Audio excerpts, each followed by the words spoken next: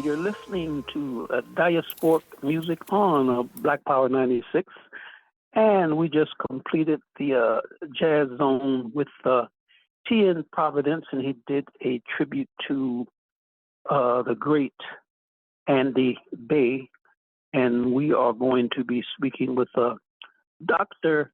Gerald Horne, and Dr. Gerald Horne is the Moore's Chair of African and African American Studies at the University of Houston, and Dr. Horne has been, I guess, a regular on Diasporic music for, I guess we can say, decades. And his current book, Slavery and Capitalism and Slavery, is it burning off the shelves now? Well, to the extent that any book on this topic published and distributed by a small left-wing press can be described as such, the answer is yes. All right. But I don't want to get too abstract, but you know, the whole world really is looking for some left-wing stuff coming out of America, but that doesn't necessarily translate into sales because of prices and all that kind of stuff, I guess. Well, and I'm not even so sure about the premise, about the whole world's looking for left-wing stuff coming out of the United States of America. I mean, it's coming. It's just it's generally ignored for whatever reason. Mm-hmm. Oh no, I'm saying that I should be more precise talking to you, but there is a sector of the world's population that is looking for that type of literature, because according to C.L.R. James, at one moment in history, State and Revolution by Vladimir Ilyich Lenin outsold the Bible. Is that right? Yes, sir. Oh, far out. Melinda, you want to kick off the questions? Yes, let's start with the ruling parties in Southern Africa conference. Well, yes, the ruling parties in Southern Africa, generally speaking, are under siege. I say generally speaking because it's no secret that, at least under the Biden regime, there was a cultivation of Angola in an attempt to make it sort of a U.S. placeman in the region in order to countervail the strength of South Africa. That led to the proposal to build a railway from the copper fields of Zambia to the Atlantic ports of Rwanda, Angola, which can be juxtaposed fairly with the Chinese effort to refurbish the Tazara or Tanzam Railway, which heads from the copper fields of Zambia to the port of Dar es Salaam on the Indian Ocean coast, which makes it eminently reachable with regard to Chinese manufacturing. But in any case, the ruling parties of the region, the ANC, ZANU-PF of Zimbabwe, aforementioned MPLA in Angola, SWAPO in Namibia, FRELIMO, Mozambique, they had a conference because they're under siege. Just look at the tariffs placed upon these various nations. And the target precisely in the crosshair seems to be South Africa, not only in terms of the tariffs, not only in terms of transporting members of the European minority of South Africa to new homes in the United States where they can become agents of chaos with regard to their former homeland of South Africa. It's with regard to this story that came out of South Africa last month, which unfortunately we did not mention, which talked about, believe it or not, rumors of a coup d'etat in South Africa, which I find astonishing, but it's been a staple of the South African media of late. And just before you called, I was listening to an interview with Ronnie Kasrils, Kasrils, a former leader of the South African Communist Party, the ANC, a leader of the South African intelligence wing during the Mandela years, happening to be of Jewish descent. And he was recounting his encounters with Jacob Zuma, the former president, and lamenting the fact that Thabo Mbeki was dislodged in favor of Zuma because, as Caswell tells the story, Zuma can be corrupted. And we've talked about this a number of times on this program. He has numerous wives, dozens of children, and many mouths to feed. And that is something that is looked for with regard to intelligence services. Speaking of which, just read the book by Tim Weiner, The Mission, which is an account of the CIA during the 21st century. And he does not stress it, but one of the points that leaps off his pages is that the CIA oftentimes is able to buy off leaders of other intelligence services. So if I'm the president of a country under siege by US imperialism, I have to keep a close eye on my intelligence service because that's who US imperialism goes after. And of course, Zuma was a leader of South African intelligence during the struggle days, the pre-1994 days. In any case, South Africa is under siege. It's being besieged. The United States would like to see the current regime ousted. And that has something to do with the current regime dragging Israel before the International Court of Justice, making out a plausible case for genocide with regard to Israeli depredations in Gaza. It has something to do with South Africa's leadership of the BRICS, Brazil, Russia, India, China, South Africa, which US imperialism justifiably sees as a stumbling block to its ongoing hegemony. So I would just hope that folks keep that in mind as we go forward. You are listening to Diasporic Music on Black Power 96. Now, we wanted to talk about the CARICOM AU Summit in Grenada. And I saw a press conference where they introduced the current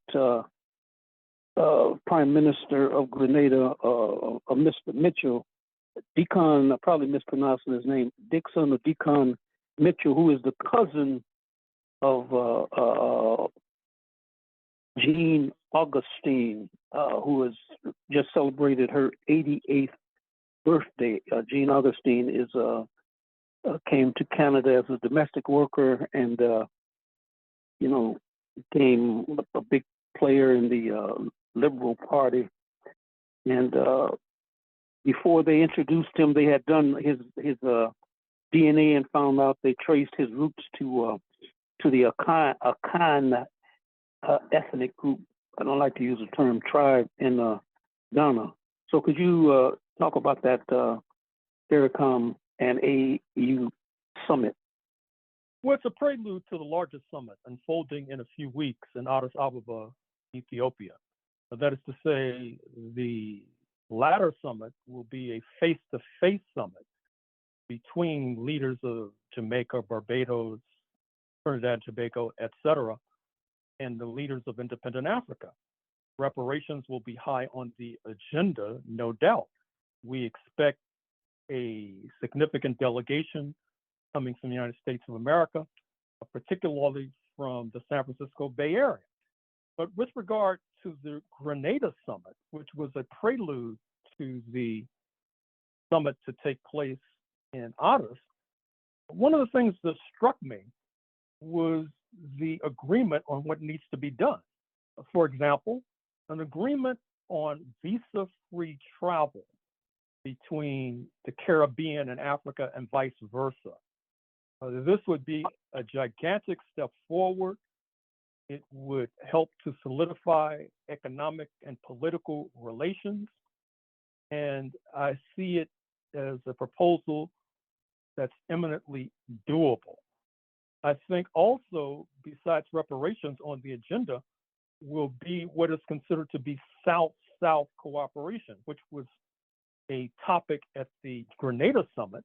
That is to say, economic cooperation between the industries of Africa and the industries of Caribbean.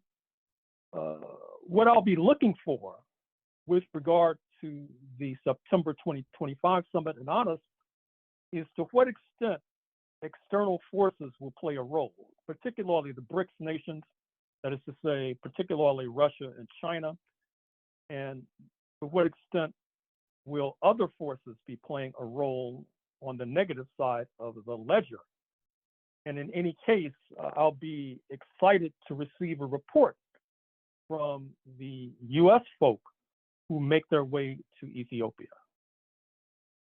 Dr. Horne, may I ask you the question that the whole linking between Africa and the Caribbean and Africans in North America, don't you think that our people in particular and humanity in general should be aware of the work done by people like Martin R. Delaney of the United States and Robert Campbell from Jamaica? They wrote a book about, they went to Nigeria, a century ago, and like Bishop Henry McNeil Turner, who passed away. I guess he passed away in Windsor, Ontario.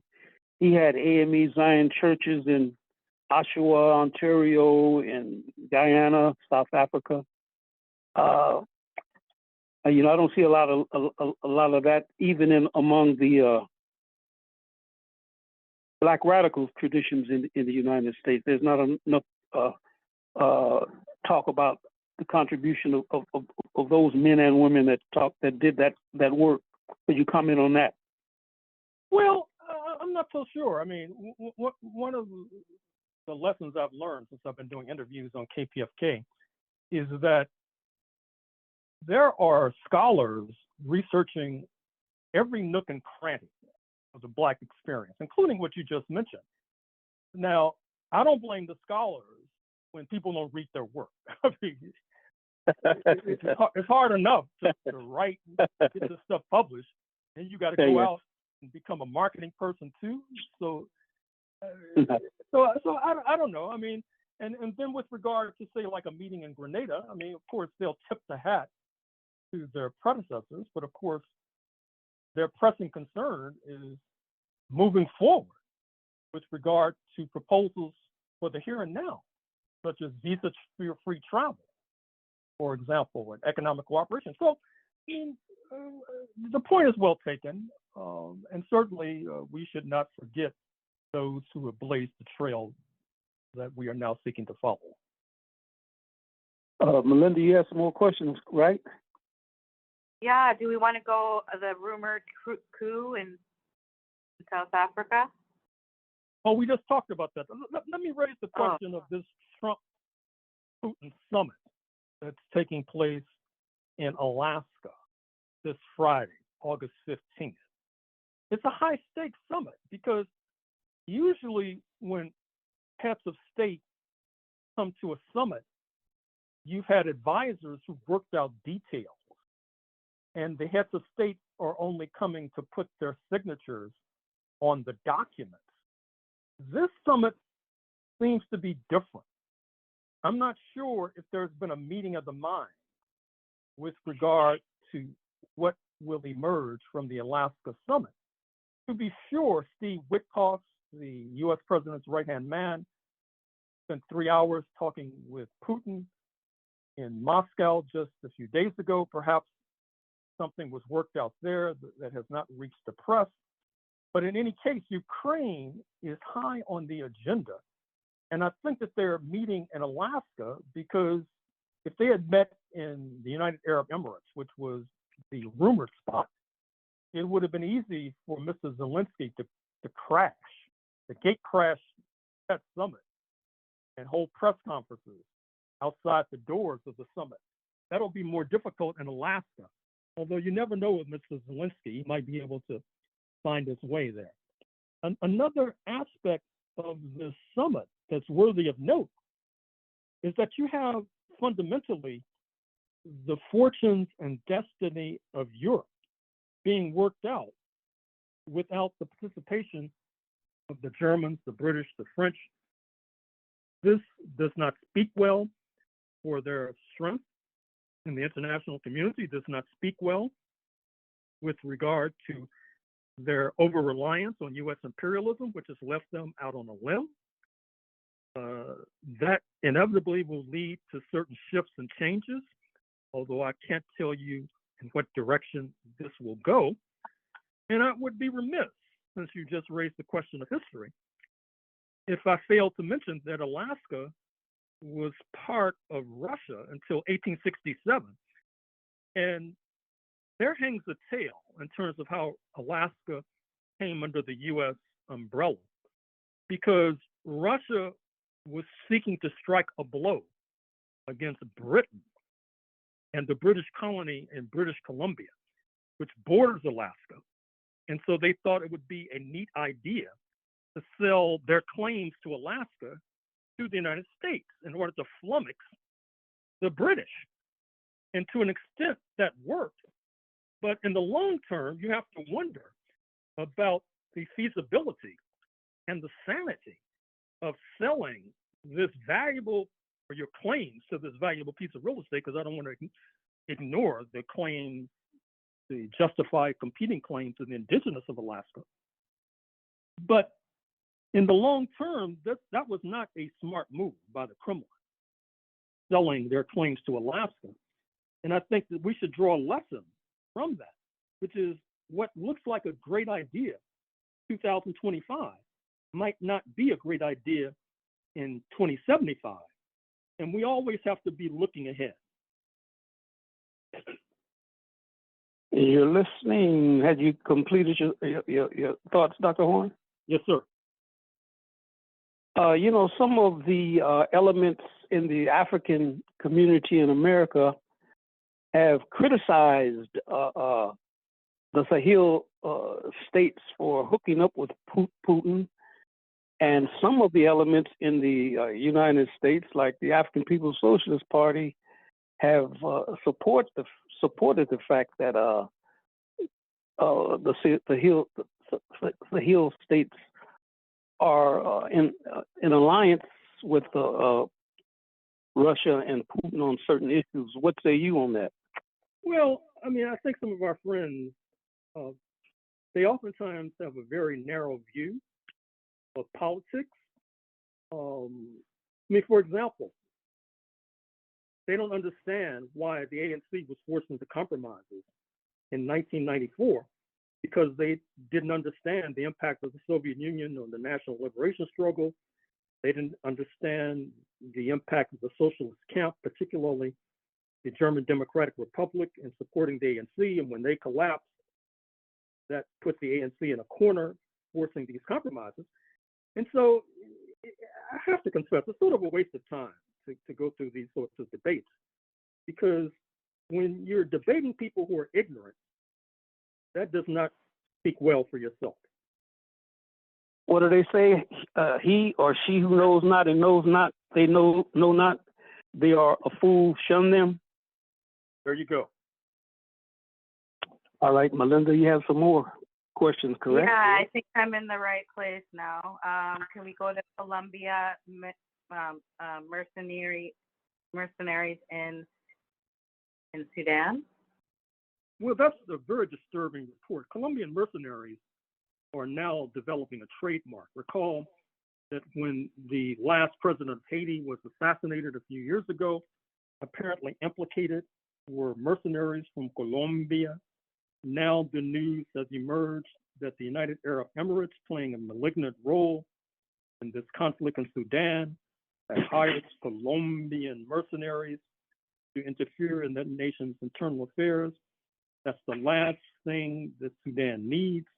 The country is reeling ever since conflict erupted between the military and a wing of the military, the so-called Rapid Support Forces. Both sides of that equation being backed or opposed by external forces, not least Egypt. And by the way, speaking of Egypt, be sure to listen to the interview that I did with a young sister who focuses on Egypt. She not only has revelations concerning the fact that Egypt, for the longest time, was attempting to be a kind of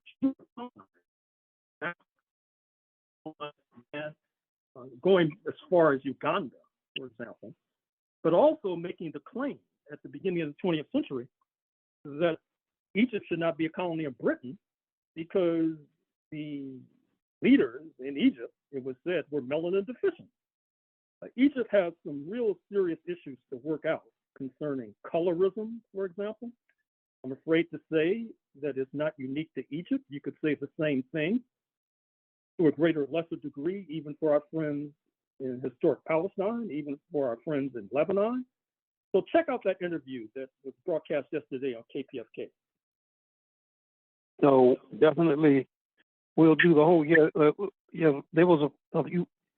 What's the brother's name? No, Anwar Sadat. That colorism came into his assassination. Am I correct in saying that? Well, Anwar Sadat was a man of color, for example, but that did not bar him from selling out to Yankee imperialism. And of course, if you want to see a dramatic assassination, his assassination was captured on tape, and it is quite remarkable. So could we talk about Switzerland as an example of smaller nations to be bullied by U.S. imperialism? Well, certainly. I mean, at a moment like this with neo-fascism on the rise, the question becomes, who is to be looted? Who is to be plundered? And I would say high on that list will be Switzerland, a country of only 9 million in the heart of Europe, a country heavily dependent upon exports, particularly chocolate and watches and precision machinery, a country that is not part of the European Union, which means it does not have backup. And right now, U.S. imperialism is eyeing Switzerland. That's one of the reasons why the tariffs against Switzerland are so high. The leader of that country came to Washington a few days ago and could not even wrangle a meeting with President Trump. She was reduced to meeting with the Secretary of State. The question becomes, and I'll throw this question to you, to what extent is Canada comparable to Switzerland? That is to say, is it susceptible to being looted and plundered by imperialism? Oh, you want me to answer? I think it's instructive to it's really, we should pay attention to the fact that the Prime Minister of Canada, Mark Carney, is attempting to become a member of BRICS. He is, I think that Trump is, trying to chump him off, and I think that he is looking for. I think the Canadian historically, most of the time, Canada has been a close ally of the United States, with a few exceptions that from time to time, Chrétien might go against something, or Pierre Trudeau might go against something, but Carney is running away from Trump because Trump is really talking to him like I would talk to my granddaughter, and so he's trying to make alliances with the BRICS.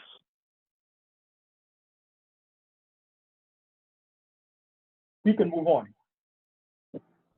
Beg your pardon? I didn't hear you. Hey, I think we're going on to the next thing. What's going on in Cameroon? Well, as you know, there's a split in Cameroon, this West African neighbor of Nigeria, that was colonized by both the British and the French. As a result, you have a severe linguistic issue there. In so-called Anglophone Cameroon, so-called Francophone Cameroon. The latter ruled under the unsteady leadership of 92-year-old Paul Biya, who plans to run again for office, despite the fact that he spends most of his time in his palatial Swiss estate. Simultaneously, in so-called Anglophone Cameroon, there is ongoing unrest, including violence. And previously, I've made a proposal that I would like to revive here, which is that in light of the fact that Canada has a history of linguistic issues between French-speaking Quebec, predominantly French-speaking Quebec, and the rest of the nation being predominantly English-speaking, that Canada should look to lend a hand to Cameroon in terms of how it can resolve its similar problems, its similar issues. Thus far, my proposal has been neglected, but hopefully repetition will cause it to be taken up at some point. You're listening to Diasporic music on Black Power 96.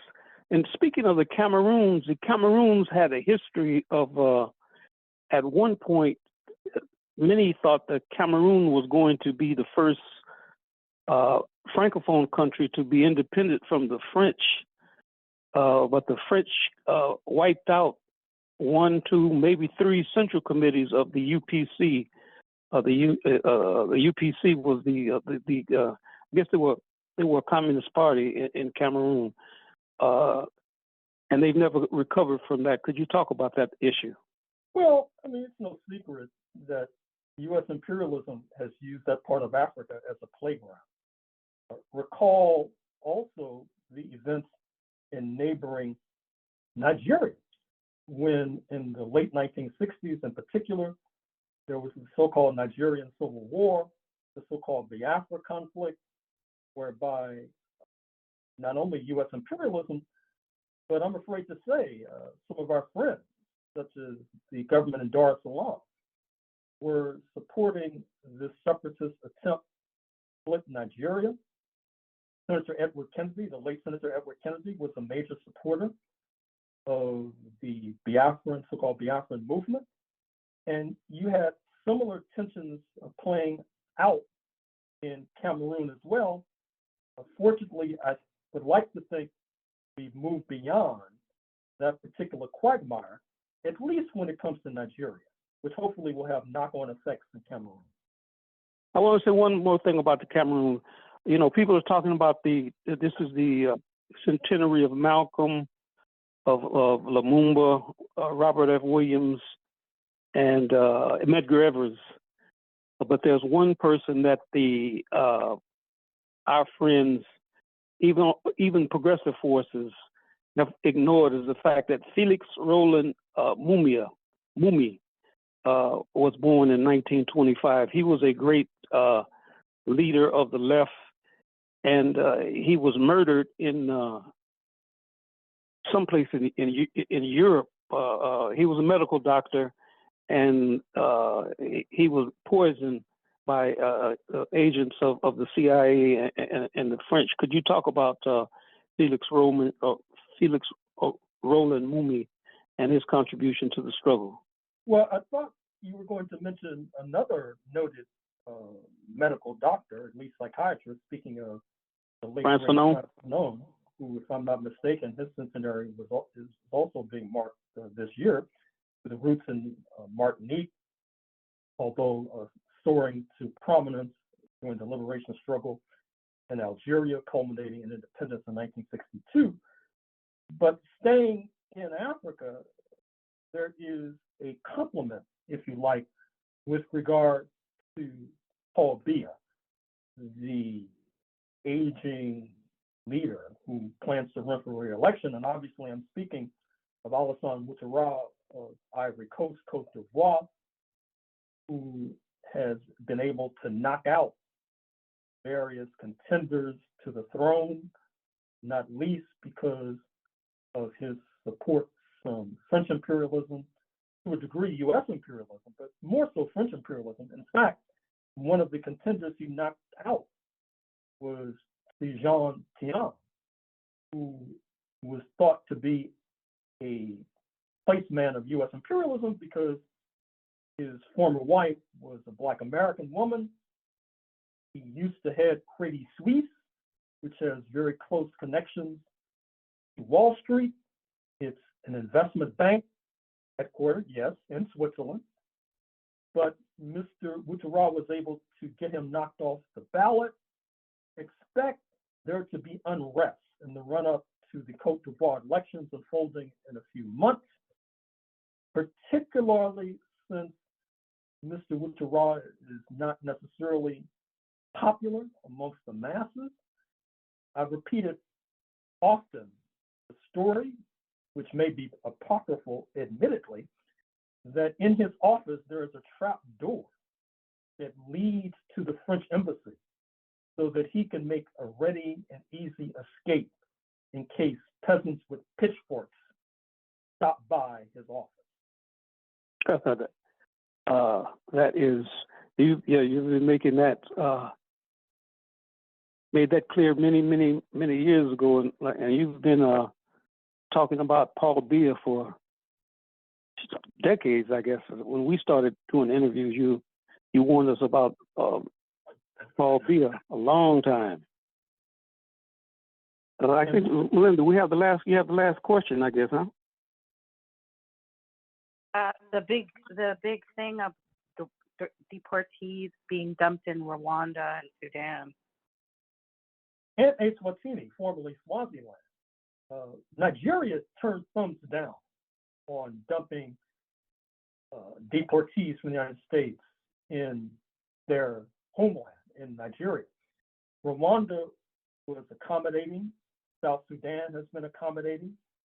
Djibouti, where the United States has a military base, has been accommodating. Eswatini, formerly Swaziland, has been accommodating. So a danger here, as we've mentioned many times before, is that Canadians who are ensnared by U.S. immigration authorities might wind up in Rwanda, and B, what Mr. Trump calls the homegrown. People like myself, for example, might run afoul of Washington and likewise may wind up in South Sudan. Now, if these folks are going to give me reparations, I'll be more than happy to move to South Sudan. But otherwise, I say no. Otherwise, I say hell no.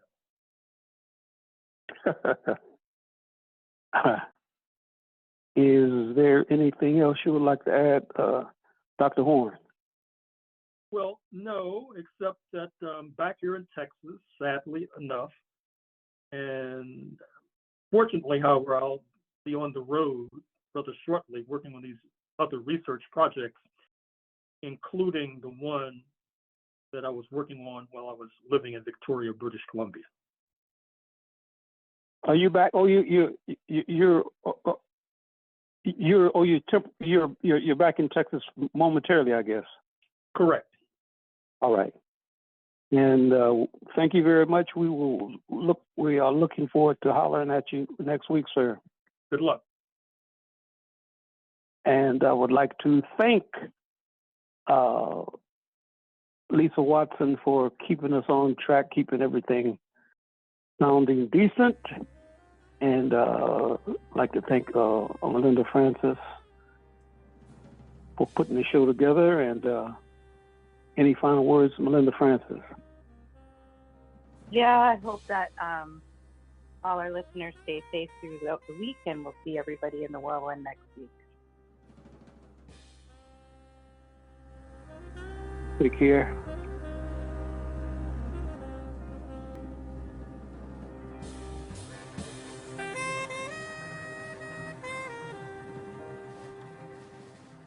We state these facts only to let you know that those of us who are revolutionary, Pan-Africanists, is not because we love revolution. It is historically determined, and we have no alternative but to follow history and to use history for the benefit of our people.